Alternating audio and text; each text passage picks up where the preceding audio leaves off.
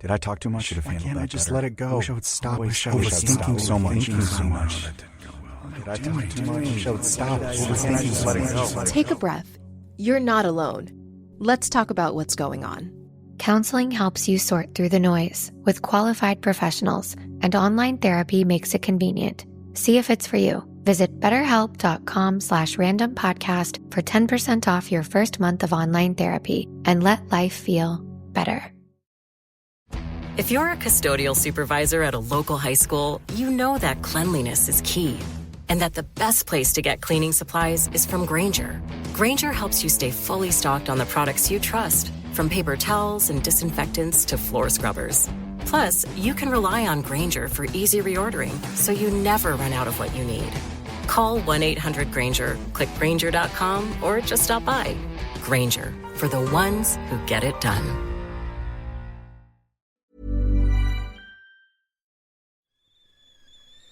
The kettle's boiled, Vic.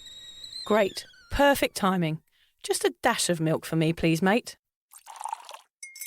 Here you go. Shall we get started then?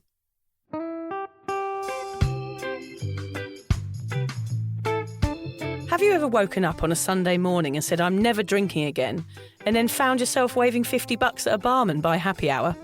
Are you wondering why everyone else can stop at 1 while you head to a dodgy after-party with a weird bloke called Disco Dave? If so, it might be time to take a deeper look at your relationship with your reliable social crutch, alcohol. On each episode, we'll investigate our own dysfunctional dealings with booze and find out if it's possible to stop this deeply ingrained habit before things get too messy. Yep, we're going to open up a shame shed of humiliating drinking stories to help you understand why waking up from a booze coma each weekend with a kebab sticking out of your top pocket might actually be negatively impacting your health. Hamish and I are here to delve into what it's like being sober, an unwanted warts and all look into why giving up those cheeky pints or putting down those mummy wines will make you feel happier, help your anxiety and mental health, and turn you into the most sparkly, authentic version of you. Won't that mean I become boring though, Vic? Well, Hamish, we'll just have to wait and see. I'm Victoria Vanstone. I'm Hamish Adams-Cairns. And this is Sober Awkward. I feel like we might have to start this episode whispering. Yeah, let's start it with really gentle, calming voices, because there's going to be a lot of people tuning in right now, Hamish, with a stonking headache. Yeah, no loud noises, no sudden movements. Keep a glass of water close by, and if at any point you need to run to the loo, we understand. Yeah, we understand. We've been there. We have been hungover every New Year's Day probably for the last 25 years. Not that's a bit much for you because you're only young. So that means you've been drinking. I was 3. Drinking when you were 3. But I know how you're feeling this morning, and it can feel overwhelming. Probably a bit of anxiety pumping around your body. Not sure what happened last night. You've woken up with a bow tie and a sombrero on, maybe a broken leg or perhaps some scabby knees. Someone's peed the bed. Maybe. You want to think it's not you. Yeah. You're the only one in the bed. You're not sure. But they think there may have been someone else there at some point, but you don't know what his name was or her name was. Yeah. There's probably a feather boa hanging over the door frame, isn't there, as well? Yes, and definitely a kind of scabby knee with a little bit of congealed blood. That's it. And for some reason your hands are covered in that sort of disco juice. Yes. Don't know where you got that. You must have been on your hands and knees on a dance floor. And a fag butt attached to your toe. That's it. And is that a condom hanging out of your trainers? No, I wonder what you're going to say then. I'm glad it's out of the trainers. Oh, God. I also think we need to go a bit easy on the detailed poo jokes. Yes, not too many poo jokes today. We're not going to mention shots. We're not going to mention any... Don't say shots. You didn't do shots, did you? Don't say Jaeger bombs. Oh, the Jaeger bombs and the tequila shots. Oh, they were a mistake. Welcome to what must be the most popular soberversary on the planet. Yeah. If you're listening to this on January the 1st, which I think not many people will, I reckon people listen to this on January 2nd. They let the hangover wear off before even thinking about putting headphones on. You know, when you put headphones on, it can make you feel a bit sweaty and give you a room spin. Yes. If I was still drinking, this is an episode I would listen on January 2nd whilst I've fully got over my hangover. Yeah. I just remember feeling so fragile on New Year's Day. Oh, and just feeling like I couldn't even move, let alone think about going sober. I think that was the last thing on my mind. All I wanted to think about was how close the toilet was so that I could regurgitate those tequila shots back up. Welcome, though. Yeah, welcome. It is you. You are the person that we are talking to. Yes. The one who hates themselves a little bit this morning, and you're scared you're starting off the year all wrong. Yeah. We are here for you. There's every chance this might be the first episode of Sober Awkward that you've ever listened to. Damn you. Where have you been? Where have you been? This is gold. You are so uncool. Yeah, this is gold dust, this shit. You might have woken up with a bucket of puke by your side, filled with regret, after yet another New Year's Eve that got out of hand. Let us tell you, we get it. In fact, we were you for years and years. We thought we had it figured out. I'll take a Barocca before the night out. I won't touch any spirits. I'll take myself home as soon as it hits 2 a.m. Next minute, though, you blink, you're sweating your tits off at a trance night with a group of strangers, one of whom just gave you a pill of some sorts. Yeah, that you just necked without questioning what it was. Unidentifiable pill. Oh, well, I'm sure it'll be fine. Could be ecstasy. Could be a line of ketamine. Yeah. We'll soon find out. Soon find out. Probably ends up in a hospital visit, but hey-ho, it's all part of the fun. YOLO, baby. YOLO. The guy that handed out free drugs at the nightclub was usually the guy I would then wake up with the next morning, I hate to say, Hamish. And a week or so later, I discovered it wasn't just free drugs he'd given me, but he'd thrown in a bout of crabs for good measure. Lovely. Lovely guy. Yeah, he was nice. Scabsy, his name was. I wish you hadn't married and had children with him, but that's your prerogative. If you are new to the podcast, let us assure you that this is a safe space. We will happily share our worst stories in the hope that it alleviates you of any shame that you might be holding over some of your own. Alcoholism is a serious topic, isn't it, Hamish? But sobriety doesn't have to be. We are two pissheads who never reach the rock bottom of feeling like an alcoholic, which isn't even a term we like to use, by the way. We just gave up drinking and have enjoyed the benefits of it. We're not here to preach to you or to guilt trip you into going sober. Instead, we're going to share our stories and invite you to give it a try for yourself to see if your life can improve in the same way that ours have. We sort of sound like one of those cheesy sort of American guru types, like, hey guys, this is going to be up to you to make choices for your own life. We're not going to persuade you. We're not going to preach to you. Well, actually, we are. Are we? Yeah, we are. But we mask it as we're not here to tell you how to live your life. Yeah. But we are. But we are secretly. So, well, I think we hate us. I hate us as well. We're dicks. So yeah, enough bullshit, Hame. What is today's episode going to involve? Okay, so in this episode, we're going to share some of our worst New Year's hangovers. We'll tell you what a sober New Year's Eve looks like for us now, and no, it's not as boring as you might think.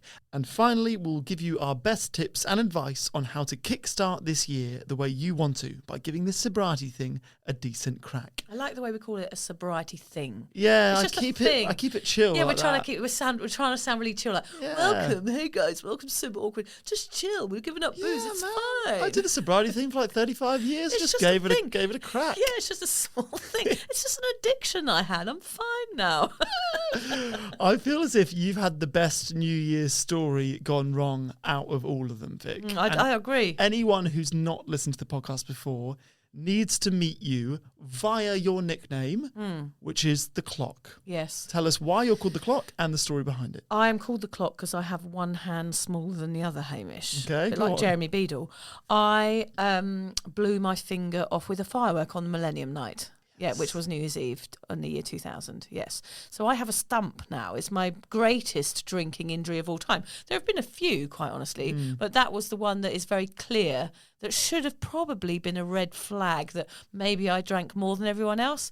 I just thought it was a brilliant story. I didn't really think about the kind of consequences of my drinking habits. I just thought, oh, fucking hell, I've blown a finger off. Brilliant. So this stump, if you could just show it to me. I'm showing it to Hamish it's just now. above the middle knuckle is where she's Yes. lost it. She's got no fingertip or fingernail. Yeah. You say it's a good story, but it is a story that you hid from your parents Yeah. for 24 years until you published it in your book this time last year, and they found out the truth. Well, I pretended. I was in Thailand when it happened. I was in Koh Phangan, where the full moon parties are, which they've got a bad reputation anyway. So I made up a story that there was like a nasty gang that were playing with fireworks and threw one at me, and I put my hand up and protected myself and saved the life of many children that were surrounding me. And your parents bought that bullshit. Yeah. Did you also get an insurance payout? I did. Do you get 10% off when you get manicures? I do. And what kind of fun places can you stick it? In my bottom. There we go.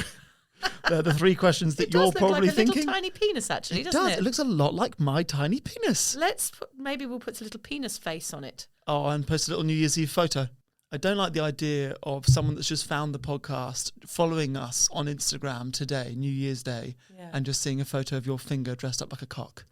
I like that idea. Actually, yes. Yeah, Now that it's I fine. say it, I'm coming right round to it. That's the sort of level that you're getting on this. That's an inspiring social media page that you should invest your time in following. This is not quality. It's not fucking This is not. Shakespeare. We're not doctors. We are just a couple of morons, aren't we? Yes. Sitting in a room on our own with nothing better to do because we don't have proper jobs. Than to draw cocks on our fingers. Best thing ever. Eventually, I think, Hamish, I had one too many dodgy nights out and decided to go sober. Yeah, that was it for you. Yeah. Because I think sometimes you just have to give up and have children. You have to give up on life and go, right, it's time. The time's come for me to give in to normality and the ordinariness and the natures. It's weird that you don't get booked for more motivational speeches. Yeah, it is, isn't Because it? all the building blocks are in place Yeah. here. Give in to the natures and give in to the ordinariness. Just give up and have kids. Just give up everything and get pregnant. What I'm trying to say is, Hamish, that eventually I did go sober. I started to get massive anxiety every time I drank, and New Year's Day was always my worst anxiety ever because I would always overdo it. But I think now I start to look forward to New Year's Eves more than I ever did before because the responsibility of parenting on that day weighs heavy. I know you've had a few hangovers since you had your son. That changes everything, doesn't it? The old pregnancy. It does. I do think it's maybe the one good thing about the way that you're probably feeling this morning. And the one good thing about hangovers is they can really kickstart your sobriety. Yeah. You're like, I feel fucking awful. Yes. And it's not just New Year's Day. It's every Sunday morning, quite a lot of Monday mornings, every day of a holiday. And eventually you're like, you know what? I think I've outgrown alcohol. That's how I felt. I feel like I've sort of done everything that I wanted to do with alcohol. I've got embarrassing stories. I've had terrible one-night stands. I've had funny, amazing nights. I've had shocking, terrible lows. And I kind of feel like as I got into my 30s and I became a parent, I had this one bad hangover with a child where I'm walking around a room with room spin, trying to sort of cradle him in my arms, covered a little bit in poo. Yeah. And I just thought, I think I'm done with it. I think it's not going to be a sacrifice for me to give up alcohol anymore. That's the way it eventually felt like for me. And I hope that is how you're feeling this morning, except for you're not covered in poo. I think also what we want to talk about very quickly here, Hame, is the fact that you don't have to be an alcoholic to give up drinking. I know we mentioned it a little bit earlier, but people are going to be lying there in bed this morning thinking, do I have a problem with alcohol? They're going to be Googling those tests and downloading, am I an alcoholic? But I think take that question out of the equation. It doesn't matter. Take that word out of this because it makes you feel like there's a problem with you. But there's going to be millions of people all over the world waking up feeling like you are this morning. And it's totally normal. It's booze doing what booze is supposed to do. It makes you feel like shit and it makes you drink more because it's an addictive substance. So don't feel guilty about how you're feeling today. But perhaps the alcohol is having a negative impact on your life and you want to take a look into it. And that's what we're here for this morning. We're here to tell you it's okay to question your alcohol intake and it's okay to wonder if there's a different way, perhaps a sober way. I think maybe we should take a second here just to touch on our different approaches to it. Yes. So we were both binge drinkers.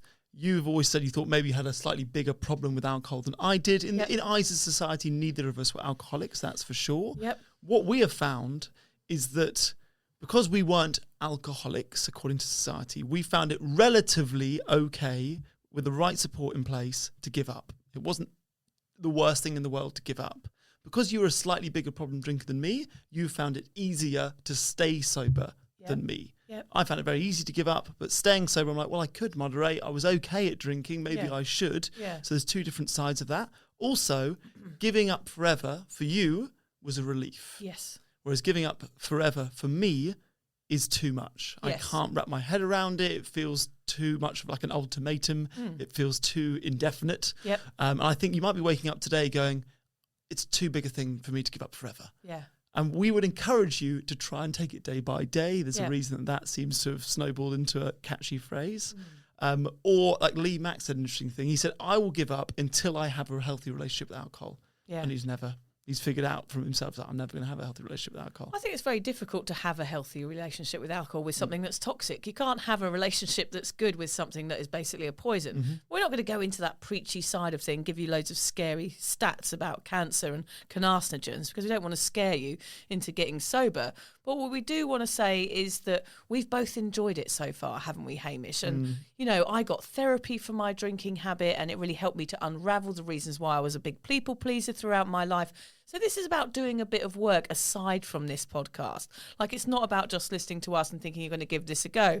I think giving up drinking, there's a lot of other stuff that comes involved with it, which you will discover along the way. And we're here to tell you what that stuff is. And the secret is those are the best bits. Yes. Did you ever think you would ever do a New Year's Eve sober? No, because I thought, why would you? All sober people are boring CUNTs, Hamish. I nearly said the word then, but I thought... We both felt that. Yeah, but I didn't want to say the C word on their first episode. We'll save that for later on in the year, I think. We'll save that to mid-Feb. Clunts. For me, though, Hamish, I hated sober people. So why would I even want them near me on New Year's Eve? I thought they were boring. I thought they were smug. I thought they were Morris dancers. I thought, who is someone that's going to order an orange squash or a Fanta or something at a bar? I hated them. I didn't want them anywhere in my periphery.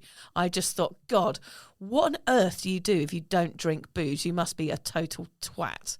So I was never. The funny thing is, I was thinking about this when I was writing this last night. I felt like New Year's Eve, I didn't really enjoy it that much ever, even when I was a drinker, because I felt like it was a race that I couldn't win for the first time. Okay. So normally I drank more than everyone else, which made me kind of the centre of attention and made me stand out in the crowd. As a drinker, that's what I kind of wanted. And every night was as big as a New Year's Eve when I went out. I got blotto drunk, passed out, couldn't remember everything, blackout, pissed. So New Year's Eve always felt like a disappointment because it wasn't any different from any of my other days of the week.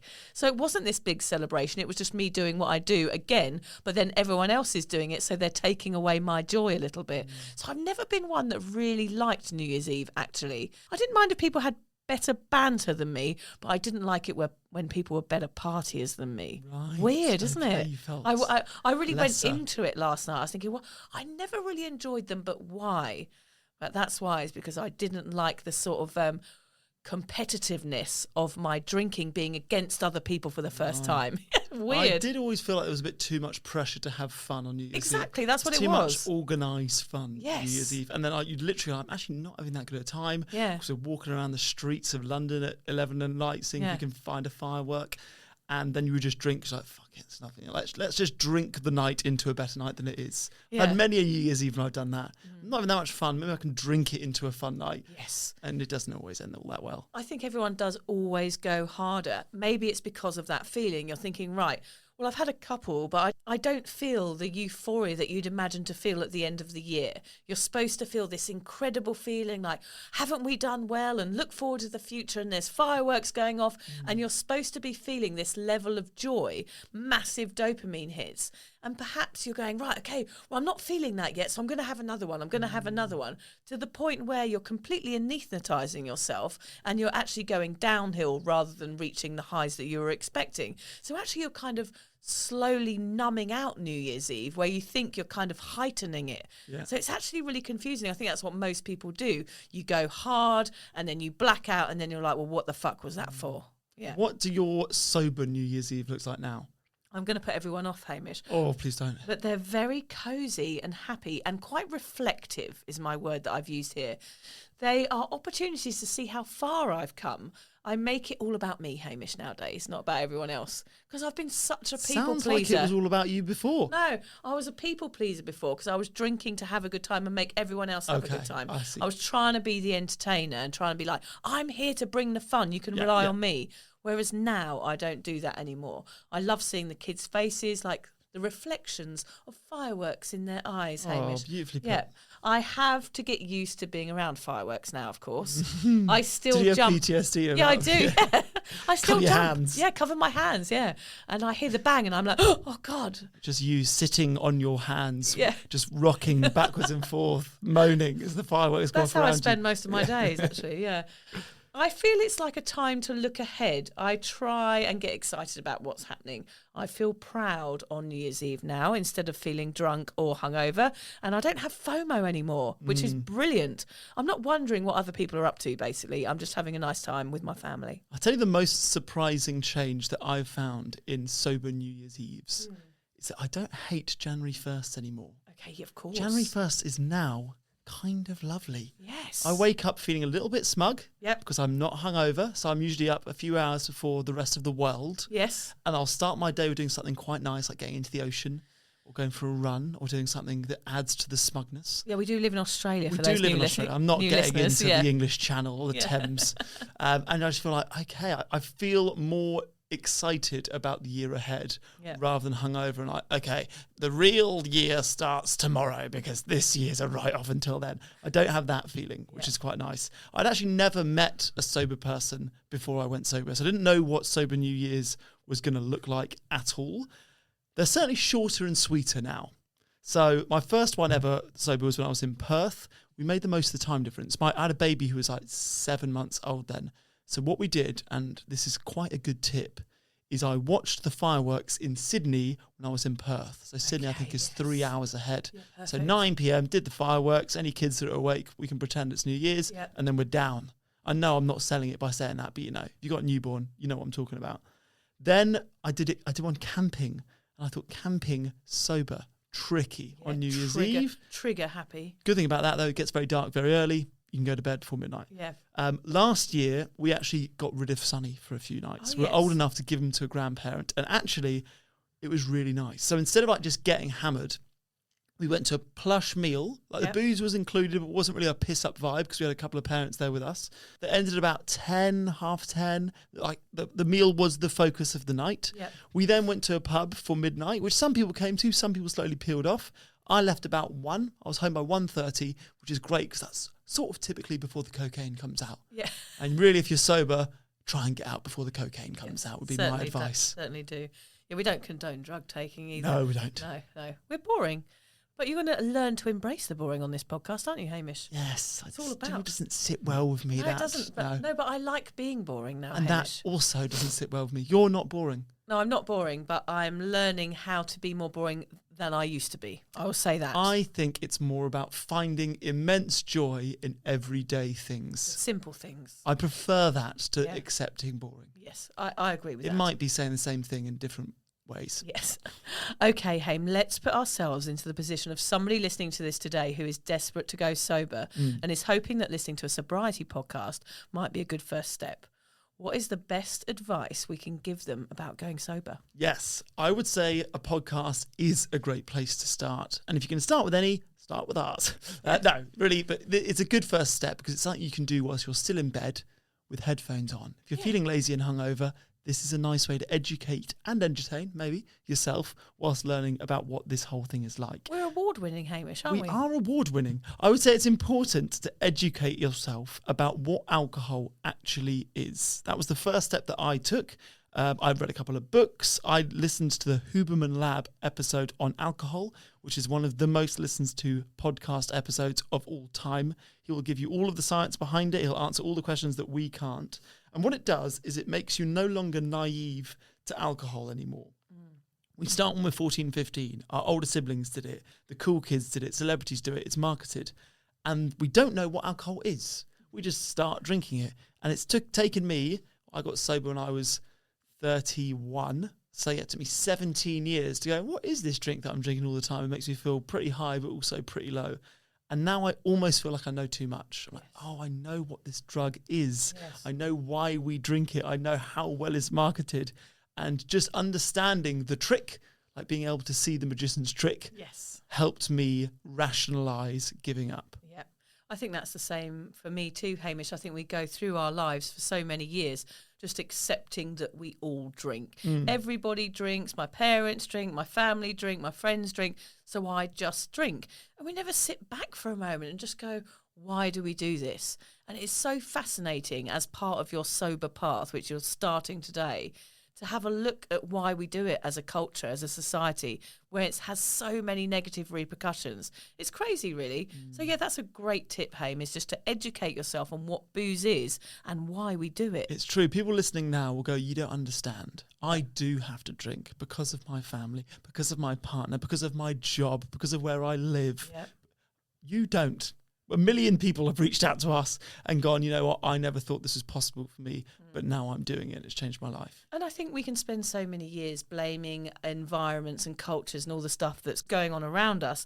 And I mention it a lot on our podcast, Hamish, that when I really was able to take a proper look at my drinking and change my habits was when I took responsibility for it and realised that it was me filling up my own wine glass that was causing the problem. It wasn't anyone else forcing me to do it. And that's a really, really sort of poignant moment for me, is when I realised that I was capable of change. And of course, everybody is. Might not feel like it, and you're lying in bed now feeling like, fucking hell, I want to give up drinking, but I don't know how, and this is going to be really hard. But it does come down to you, and you can spend your whole life blaming others, and that's going to end up being futile. It's got to come down to you and you wanting to change. If you think you can't do it and you're looking for inspiration, we did an interview with Fatboy Slim. Take control of the numbers and supercharge your small business with Xero. That's Xero. With our easy-to-use accounting software with automation and reporting features, you'll spend less time on manual tasks and more time understanding how your business is doing. 87% of surveyed U.S. customers agree Xero helps improve financial visibility. Search Xero with an X or visit Xero.com/ACAST to start your 30-day free trial. Conditions apply. A lot of supplement brands chase trends, but if you're serious about your health, we know research-backed science is what actually moves the needle. Momentous works with the best brains in human science to create every formula, and every batch is made of pure ingredients, tested for safety, and does not contain fillers. So you get the best long-term results possible. Creatine isn't just for muscle gains, it's essential daily fuel for your brain, body, and long-term performance. Momentous CreaPure Creatine is backed by leading performance experts like Dr. Andrew Huberman and Dr. Stacy Sims. Sourced exclusively in Germany, CreaPure sets the gold standard for creatine, delivering the purest form, creatine monohydrate, that's rigorously washed and never cut with fillers. With over 2,000 5-star reviews, over 112,000 customers have seen the results firsthand. With Momentous, the fundamentals are done right. Right now, Momentous is offering our listeners up to 35% off your first subscription order with promo code ACAST. Go to livemomentous.com and use promo code ACAST for up to 35% off your first subscription order. That's livemomentous.com, promo code ACAST. Drugs and booze were free for him, and he's a superstar DJ. Yep. He went sober. Of course you can bloody do it. Yeah, of course you can do it. I think part of that, Hamish, which is a really good place to start as well, is to maybe find out your reason why. For me, I had to go to therapy and I had to work out all of the reasons why I was a drinker, first of all, and then I had to really focus on one thing that was going to keep me sober. And the reason I got sober was because I woke up one morning with a crying newborn, with the worst hangover ever, and I couldn't care for my child. And I had to make a change that day, which is when I sought out some professional help. And from that day on, I knew that my reason why I was going to stop drinking was my children, and I knew the reason why I was going to continue to never drink was also going to be my children. And I remember writing it down and going, these are my reason why. They are my inspiration. If it's not for me, it's for them. But actually, I will say here, Hame, I always say my reason why is my kids, and I do it for them, and I want to be a cycle breaker and everything.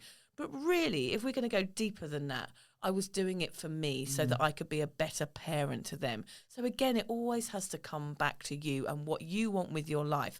And there's no doubt about it. If you do make this change, it's going to make all of those things a lot happier and a lot easier, and you'll have more clarity, and you will be the best parent you could possibly be. I'm the same. My reason was exactly the same. And I think there's some guarantees that we can make about going sober. It's very black and white. If you go sober, you will save money. If money is an issue for you, you will save money. Yeah. For us, we put it towards our family. We're still broke, but we put our money towards our family. Yeah. You will sleep better. You will feel better as a result of sleeping better. You will be more present. I feel like those are absolute guarantees. Yeah. And if you are a new parent or in a new relationship or in a new job, all of those things can only benefit you. Yeah, they're going to skyrocket. I would also say there's another question of why that we should ask ourselves. You want to find out your why you are going sober. You also want to question why you were over drinking in the first place. Yep. And what we have found is that more often than not, it comes down to some sort of an insecurity that you may or may not be aware of. Or a trauma. Or often it's trauma. Often Yep. it's covering up a trauma or a grief. But when I say insecurity, I mean we have told ourselves the story that we are better at chatting up people after a drink. We are better dancers. We are better conversationalists. We are funnier.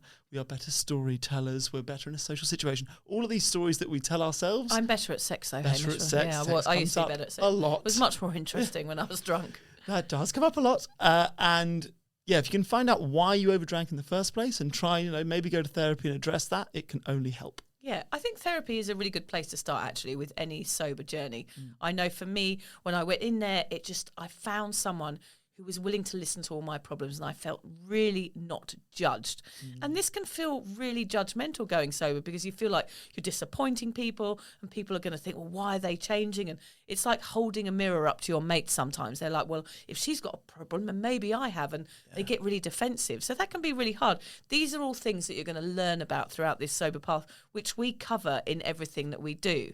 I think a really good place to start today, we have a guide, don't we, Hamish, that we've recently created, which is a 30-day guide to sobriety that you can start now. So you just need to go onto our website, which is soberawkward.com, and click the guide. It's a funny video guide.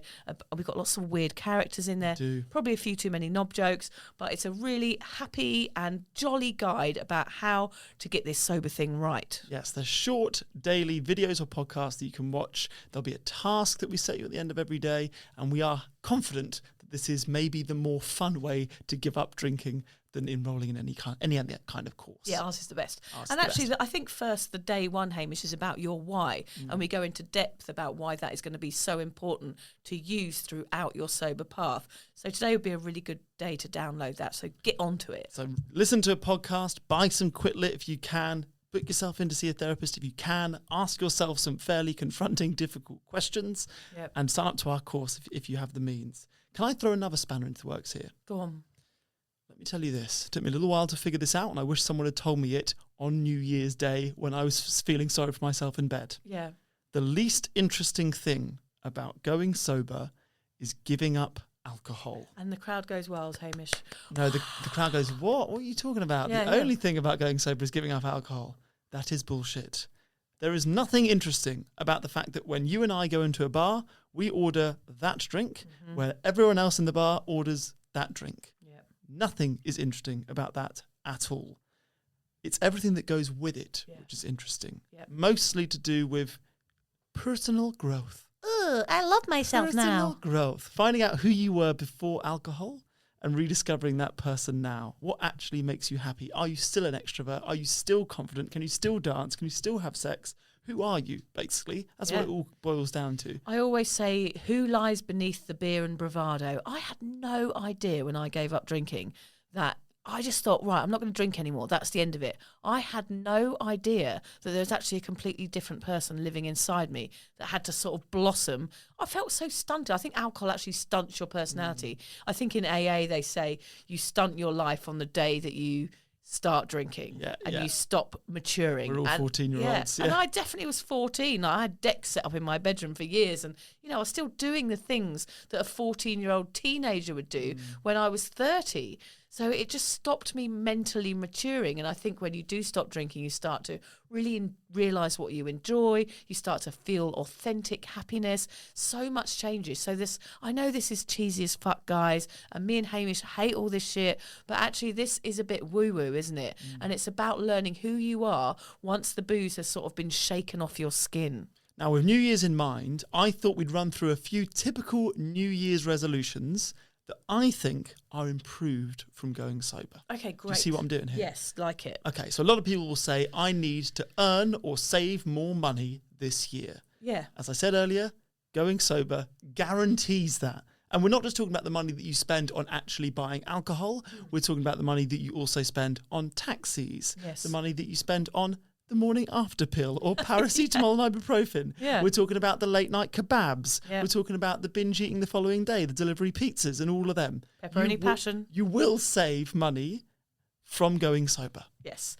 Fitness routine, Hamish. Now, it's so cheesy, but you do get into like going for nice little walkies, don't you? Yes, even if you are not into exercise at all, you go sober, you're waking up earlier, you're feeling fresh. I guarantee you will find yourself in some kind of an exercise routine before the year is through. I think they're switching off now, a few of them, Hamish. I think, no, because everyone's optimistic about their New Year's resolutions on the first. So I'm going to join a gym and I'm going to save more money. I'm going to do this, I'm going to do that. And then it's like day 3, they're like, oh my God, why did I write that down and tell people? I know.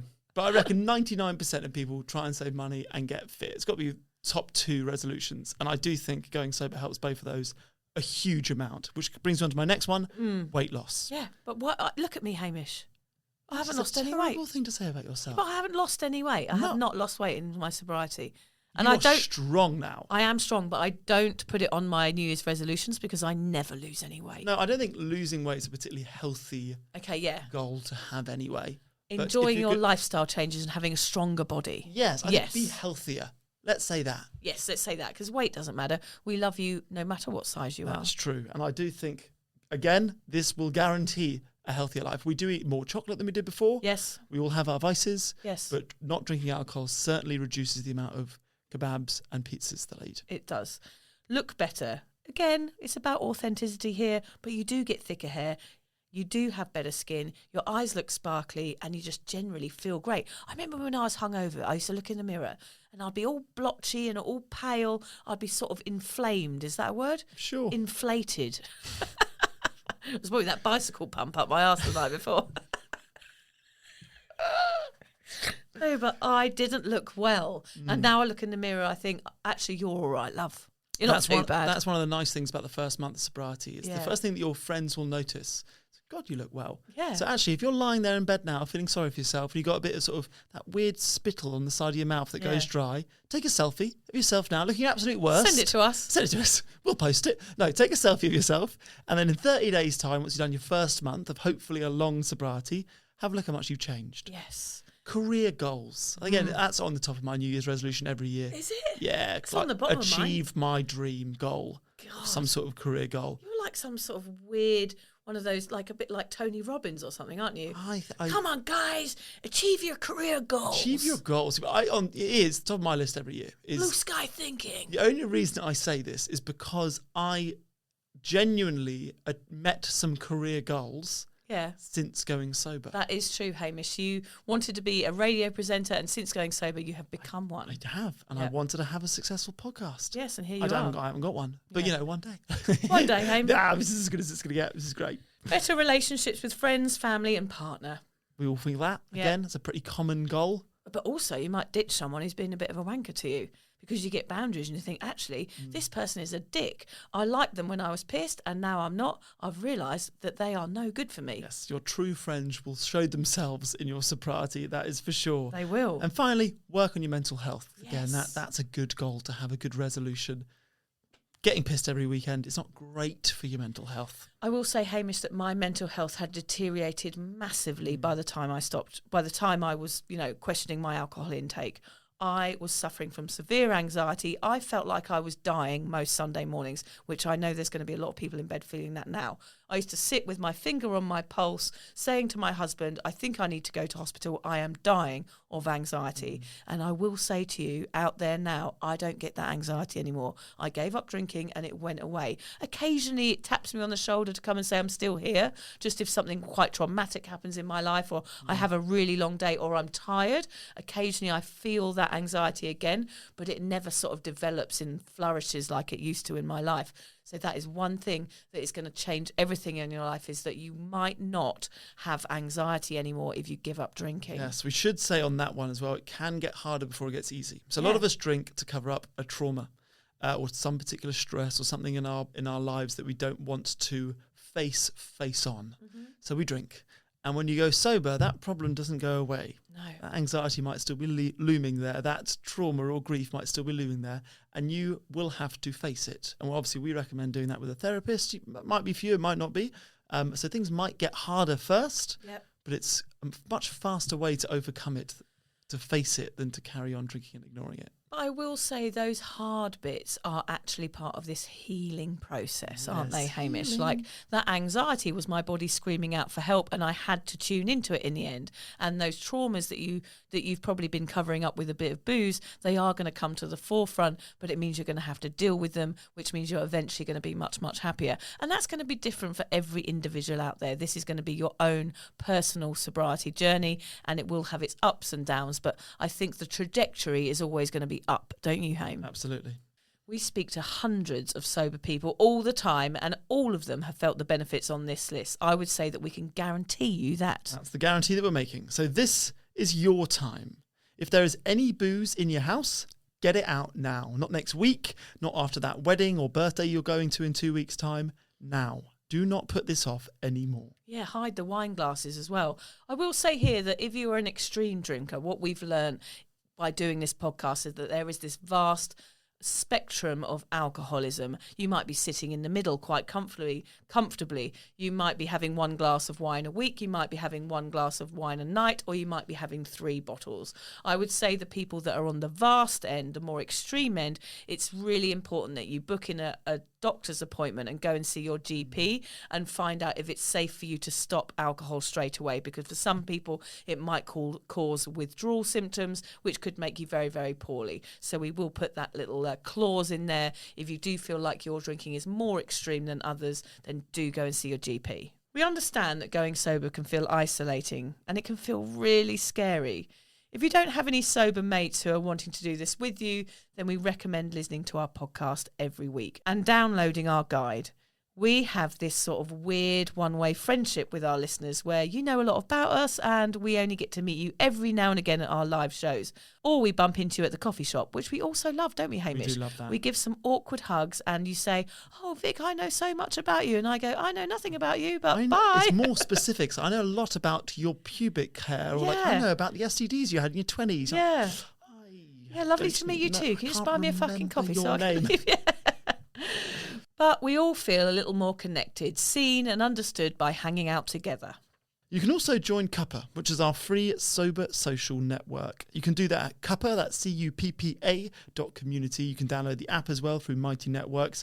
We'll leave the notes on how to do that in the show notes. Basically, what we've created there is a really lovely, supportive space where you can talk to more experienced people in their sobriety. You can share relapses, you can look up courses, you can just check in with people. It's like Facebook without dicks. Yeah, it is exactly like Facebook, but like it's a sober hub. We have all our events on there. There's all the podcasts come up on there every week. Like it's a perfect place just to go and hang out. So go and hang out and have a cuppa. Free. And it's free, yeah. Can we finish off by saying well done? You deserve this change. Everyone does. No matter how serious or normal your relationship with alcohol was, we are here for you. You can do this. You can do this. You can do it. You'll do it. Cheesy quote to end, it says here, Okay, Hamish. I'm actually not going to quote someone else, Hamish. I'm going to quote myself. Oh, I love it when you do this. Yeah. It's so pretentious. I know. This sober thing is not going to be about how much you drink. 1 glass of wine a night or 10 beers at the weekend. It really does not matter. It's about your own mental relationship with alcohol and its impact on your health.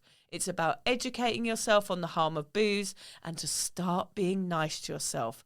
And there is no better place to start than here and to start today. Can I also finish, Vic, by sharing a review that we got that really tickled me? It's not another one about me being a basic bitch, is it? No, not Vic's writing is basic. And Hamish, please, can you stop talking about Vic's mum's feet? Yes, neither of those. Okay, damn but it. this did tickle me. I didn't know that all I needed to get sober was a couple of English pricks and a few knob jokes. 5 stars. 5 stars. That is literally my favourite review ever. Yes. It pretty much says it all. It's amazing, Hamish, that we can just talk about this, be pricks, and have knob jokes and get people sober. I just don't understand it. That's what people say all the time, isn't it? I didn't know I needed you, and here you are. We're here, our annoying voices from wherever we live in bloody Queensland, Australia, beaming in to annoy you on a daily basis. If you enjoyed this episode and you think you can write a better review than that, I challenge you to. Yeah, that's a good challenge, Hamish. It's a good challenge. Write us a really funny review because we like them, don't we? Yeah. I don't like that he called me a prick, though. I'd rather be called a fanny. Really? Yeah, because I haven't got a prick. Yeah, but a fanny is a generally positive thing, whereas a prick is like, you prick. What if you say, oh, you're a lovely little fanny? Is that what it is? I say, you're a fanny. You fucking fanny. You fucking fanny, what are you doing here? You fucking fanny turning up like that. Hey! In my book, Hamish, you can get a cock. Only people that I know get the exclusive cock and balls picture. Okay, so I should be pleased that you signed mine with a cock. Yeah, it makes it exclusive. It's going to be on the Antiques Roadshow one day. You're going to get people sending you books back going, I only got your name. Please add a cock to the signature at the front. Yeah, only if you know me do you get a cock on the signature. I'm very pleased. It's quality stuff, this. I've got a few shocking New Year's Eves that I've had during my drinking years. Ricardo Villalobos. You into him? Never heard of him. Yeah, DJ. Not really my favourite, but one of my best friend's favourite DJs. I have no idea where Ricardo Villalobos is from, but he came over to Manchester to play a gig. And we were all so excited for my friend. I hate fucking Ricardo Villalobos. And to be honest, although I support Man U, I don't have a lot of love for Manchester, only because every time I go, it's grey and miserable. And I tend to leave earlier than I was planning on leaving because the greyness gets me down. But it's like generally most towns in England, that, isn't it, really? I know. Sorry, England. We do love England. We are from England. I love a lot about Manchester. I just struggle to be there. So we went over, Ricardo Villalobos, big night. So we get there, we walk in, the warm-up act is on for a few hours. You go to a night to see your favourite DJ. He comes on like 3 a.m. Yeah. And we're in the smoking area. And what we've done is we've tried to sneak a friend in. We get caught. Or my mate, who's like the big fan, gets caught. He gets kicked out before midnight. Oh, no. So as a sign of solidarity, we all leave. Oh, I was quite happy to not see Ricardo Villalobos. We all leave and get in a taxi back to his house together. Before midnight, we miss Ricardo Villalobos. We miss the night out. Plus, the guy that we were trying to sneak in, we didn't actually know. He was like a friend of a friend or just a guy trying to get in. Oh, get him in. But wait a second, you were in the smoking room, Hamish. Were you a bit of a smoker, were you? No. I was going It to was say. better than trance music. You are way too square I'd to be a rather smoker. hear people's bullshit drunken stories than listen to trance I used music. to love the smoking room. It's like a sense of camaraderie in there, wasn't it? Like, we're the hardcore ones. We're destroying our lungs together. It's brilliant. Particularly in England on New Year's Eve, like a drizzle. It's about -3. You're starting off your new year talking to a stranger about how much you love each other. Yeah. Anyway, I can't get into that. Thekla, do you ever go there? A friend of mine might have overdone it on the ketamine that night. Oh, yes. And I had to take him to he came up to me actually. Firstly, he came up to me and he goes, Hamish, I can't see anything. I said, buddy, your eyes are closed. Opened his eyes. Oh my God, thank God. I had to end up taking him to sort of the A&E section of the nightclub. When you sit there with paramedics and talk about how much you respect their work because you're a bit off your nut at 1 a.m. on New Year's Day. Yeah, because often there's drugs involved in New Year's Eve as well, isn't it? It's not just the booze. You want to stay up, so you can't just drink because you probably pass out before midnight. So you always kind of need a bit of a top-up, don't you? Well, that night was the start of many a night of going home and putting a documentary on about planets. Oh, yeah. Planets after a heavy night is a very nice place to... It's a very black intense. hole. It is a black pun hole. intended, but I do enjoy thinking, what's the point of all this, It's always a worry when there's one mate who's just more off their tits than everyone else, isn't there? And you know that they're kind of on the edge of losing their brains. I remember my sister once, she came up to me in a nightclub, I think it was on New Year's Eve, and said, Vic, Mum and Dad are here and they've got a baby in a bowling bag. I was like, what are you talking about? I think we need to take you home. Okay, off we enough go. drivel. We hope that you're okay today. I know that being hungover on New Year's Day is horrible, But I think we're here to tell you there is another way. And perhaps next New Year's Day, you can wake up going, fucking hell, I am 1 year sober. And you will be punching the sky with joy. That's true. Or you're listening to this sober and you're just going to feel real smug. Yeah. We love a bit of smugness. We hope we've helped you sober lot with your smugness to kickstart this year. Yeah, and you drunk and hungover lot, we hope that this is going to get you on track and let you know that there's other people out there doing what you want to do, and it's fine. Don't worry about it. Go get a Barocca. Go and get a Barocca. Go and get your quilt. Take it out onto the couch. Watch some shit TV all day and start your sobriety tomorrow. It's going to be amazing. Yeah. Tomorrow's the start of my new life. Yes. Always tomorrow. Always bloody Monday, isn't it? If you're questioning your relationship with booze, you're struggling to moderate, or your hangovers are causing anxiety, it might be time to reach out for some support. Yeah, just talk to a mate about how you're feeling, contact a local doctor, find an AA or sobriety group. Vic's got one. Yeah, just head to www.cuppa.community. Remember, if you're questioning yourself, it might be time to seek support. Even though this journey can be awkward, it is definitely worth it. And if you've enjoyed the Sober Awkward podcast, don't forget to review it, rate it, and share it with your mates. Do they have to share it with their mates? Yeah, of course they do. I'm not doing this for nothing, Hamish. Bloody hell. How do they share it? I don't know, just write it on the document.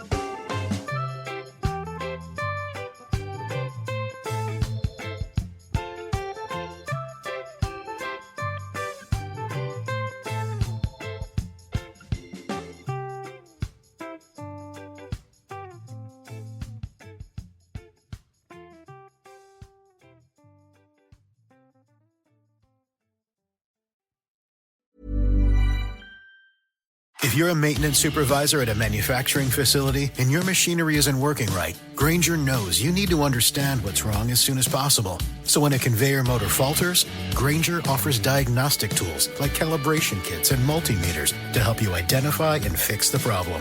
With Grainger, you can be confident you have everything you need to keep your facility running smoothly. Call 1-800-GRAINGER, click Grainger.com, or just stop by. Grainger, for the ones who get it done. Why choose a Sleep Number smart bed? Can I make my site softer? Can I make my site firmer? Can we sleep cooler? Sleep Number does that. Cools up to 8 times faster and lets you choose your ideal comfort on either side. Your Sleep Number setting. Enjoy personalized comfort for better sleep night after night. It's our Black Friday sale. Recharge this season with a bundle of cozy, soothing comfort. Now only $17.99 for our C2 mattress and base, plus free premium delivery. Prices higher in Alaska and Hawaii. Check it out at a Sleep Number store or sleepnumber.com today. AI agents are everywhere, automating tasks and making decisions at machine speed. But agents make mistakes. Just one rogue agent can do big damage before you even notice. Rubrik Agent Cloud is the only platform that helps you monitor agents, set guardrails, and rewind mistakes, so you can unleash agents, not risk. Accelerate your AI transformation at Rubrik.com. That's RUBRIK.com.